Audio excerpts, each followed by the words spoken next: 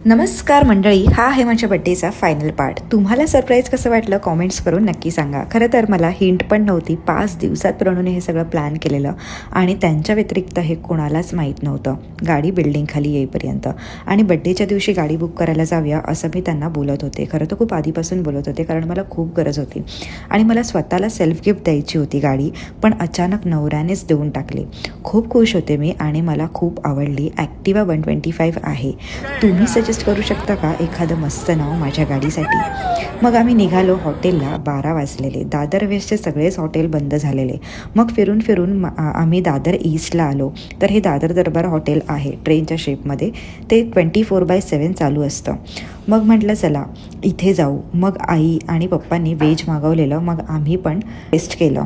खूप छान होतं व्हेज. मग आम्ही नॉनव्हेज ऑर्डर केलेलं. ते ठीकठाक होतं.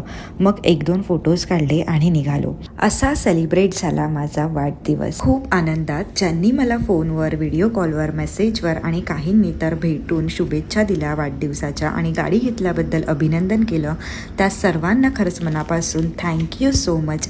असंच प्रेम राहू दे एवढंच बोलेन. थँक्यू. अंकुने ही मलई आणलेली गाडीवर जी मिळते ती मला लहानपणापासून प्रचंड आवडते आणि खूप जास्त आणलेली केकसारखी कट करायला, आणि ती राहूनच गेलेली कट करायची, फ्रीजमध्येच राहून गेली.